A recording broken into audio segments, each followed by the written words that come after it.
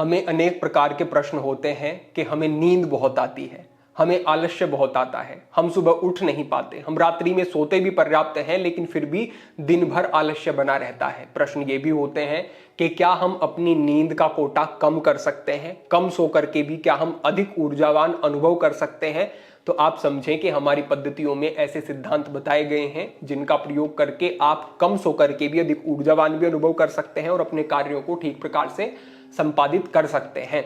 आप इसे ऐसे समझें कि जब हमारे योगी योग साधनाएं करते थे तो वो प्रातःकाल भी अभ्यास करते, मध्यकाल भी, संध्या में भी और रात्रि के बीच में भी उन्हें विशेष अभ्यास करने होते, ऐसा विधान किया गया है। जब इस प्रकार की उच्च साधनाएं होती तो अधिक सोने का समय मिल ही नहीं सकता, लेकिन फिर भी योगी पूर्ण स्वस्थ रहते और पूरी ऊर्जा से युक्त रहते। ये कैसे हो पाता था? योग साधना से, योग अभ्यासों से, प्राणायाम से और साथ ही साथ अपने शरीर को ठीक प्रकार से समझने से। इन्हीं सिद्धांतों को आज हम समझने वाले हैं। एकाग्रता पूर्वक समझें और अपने जीवन में प्रयोग करें। आपके आहार का विशेष महत्व होता है। अगर आप तामसिक आहार लेते हैं तो उसका प्रभाव आपकी नींद पर होता है और आपकी ऊर्जा को वो खा जाता है। आप समझें कि आपने तमोगुणी आहार लिया, बासी आहार लिया जो पचने में कठिन है, आपके पेट में जाकर के रुकता है और सड़ता है, तो वो आपकी जीवनी शक्ति को समाप्त करता रहता है। आपका शरीर इस प्रकार से चलता है कि जहां भी अधिक ऊर्जा की आवश्यकता होती है वही आपके शरीर का केंद्र बन जाता है।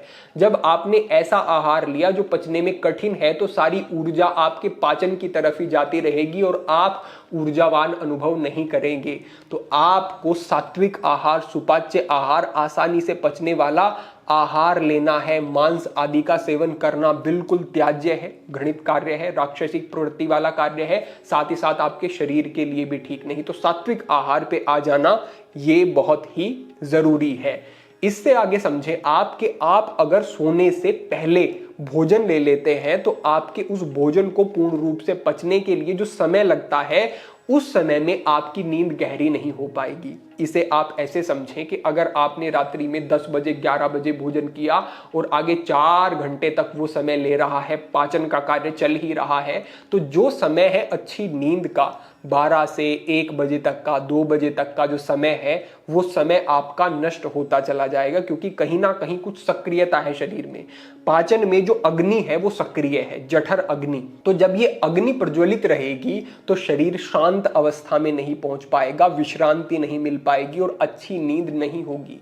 तो जो व्यक्ति भोजन लेट करते हैं और भोजन करते ही सो जाते हैं वो भले ही 8 घंटे की नींद लें लेकिन नींद उनकी अच्छी नहीं होगी। वो देर तक सोते रहेंगे। जो सुबह का सक्रिय होने का समय है, अच्छे से रूटीन करने का समय है, वात का प्रभाव सुबह रहता है जिससे कि सही तरीके से पेट साफ हो जाता है, वो नहीं होता। उनका पूरा जो चक्र है जीवन का वो बिगड़ना शुरू हो जाता है। तो आपको करना क्या है? दूसरे स्थान पर हमने बात की कि आपको आहार सात्विक लेना है, साथ ही साथ आपको सूर्य उदय होने के साथ साथ या फिर 1 घंटे के अंदर अंदर आहार ले लेना है। अगर आप 6 बजे 7 बजे के आसपास आहार लेते हैं तो ये बहुत अच्छा है। अधिक से अधिक आप 8 बजे तक तो भोजन कर ही लें, उससे देरी आप ना करें। तो इस प्रकार से अगर आप इस शैली को लेकर के चलते हैं, इस नियम को बना करके चलते हैं, तो ये भी आपके लिए बहुत ही उपयोगी रहने वाला है। तो आप समझें कि जब आप प्राणायाम का अभ्यास करते हैं, सांसों का एक विशेष तरीके से आप प्रयोग करते हैं, तो उससे आपके मस्तिष्क पर प्रभाव होता है, आपको शांति मिलती है, आपकी स्ट्रेस, एंजाइटी और मानसिक समस्याएं जो होती हैं वो समाप्त होती हैं। जैसे जैसे आपके ऊपर से मन का जो भार है आपका वो कम होता है, तो उससे पैरासिम्पैथेटिक नर्वस सिस्टम आपका सक्रिय होता है, संतुलित होता है। जो ये प्रभाव पड़ता है पैरासिम्पैथेटिक नर्वस सिस्टम पर, इससे आपकी नींद की गुणवत्ता बढ़ती है, क्योंकि ये एक शांति लेकर के आता है, विश्रांति लेकर के आता है, विचारों में ठहराव लेकर के आता है। और जब तक विचारों में ठहराव नहीं है तब तक नींद अच्छी नहीं हो सकती। तो जब आप प्राणायाम का अभ्यास करते हैं तो स्वाभाविक ही आपके विचार ठहरने लगते हैं और आप शांत होने लगते हैं। ये शांति नींद को बेहतर बनाती है, नींद को गहरा बनाती है, नींद अच्छी होती है, गहरी होती है। तो ये ये गहरी नींद आपको बहुत कम समय में ही बहुत अच्छी एक शरीर की जो रिपेयरिंग की जरूरत होती है शरीर को, उसको करती है और कम सो करके ही आप अधिक ऊर्जावान अनुभव करते हैं। तो यहां पर जो हमारा पहला अभ्यास है उसे आप समझें। ये 3 अभ्यास होंगे और ये आपको सोने से पहले ही करने हैं। सबसे पहला जो अभ्यास है वो है आपको अपनी दाईं नासिका को बंद कर लेना है और 40 बार गहरे सांस आपको अपनी बाईं नासिका से लेने हैं। गहरा सांस बाईं नासिका से अंदर लेंगे, फिर गहरा सांस बाईं नासिका से बाहर छोड़ेंगे। आप समझें कि दाईं नासिका आपके शरीर को सक्रिय करती है, मन को सक्रिय करती है, बाईं शांत करती है, ये चंद्र नाड़ी है।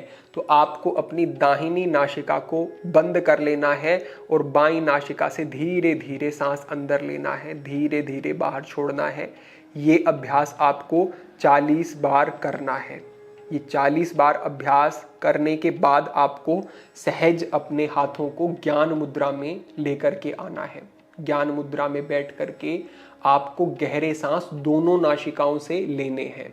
जब आप सांस को अंदर ले रहे हैं तो पेट आपका बाहर जाना चाहिए, सांस को बाहर छोड़ रहे हैं तो पेट आपका अंदर जाना चाहिए।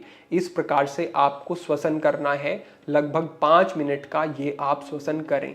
बाईं नासिका से 40 बार श्वसन, 5 मिनट का सामान्य श्वसन दोनों नासिकाओं से आपको करना है।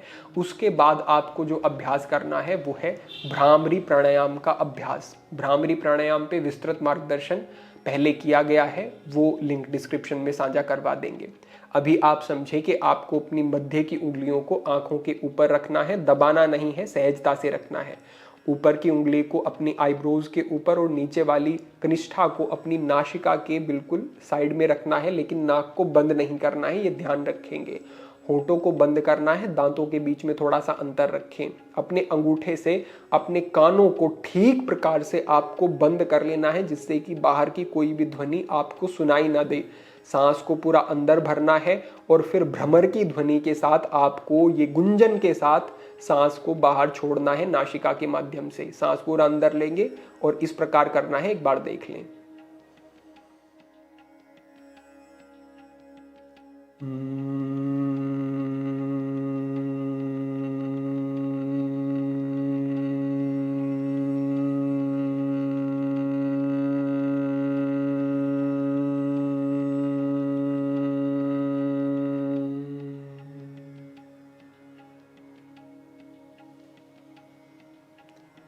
फिर सामान्य स्थिति में आ जाना है और सामान्य फिर से आपको कुछ गहरे लंबे सांस लेने हैं। ये अभ्यास करने के बाद आपका मन आपको ठहरा हुआ अनुभव होगा, एक शांति अनुभव होगी और इसी शांति को बनाए रखना है। इसके बाद आपको अंतिम अभ्यास करना है।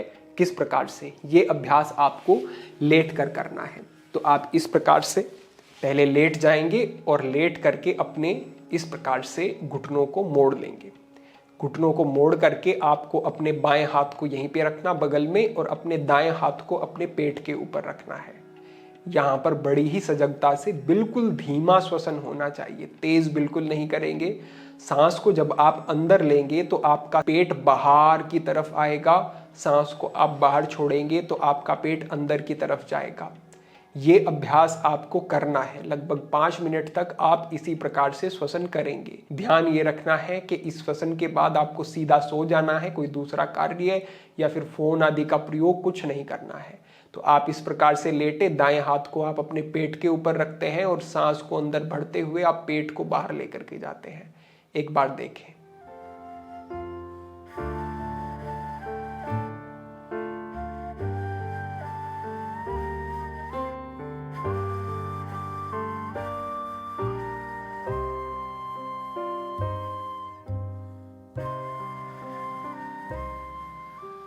इस प्रकार का अभ्यास आपको करना है।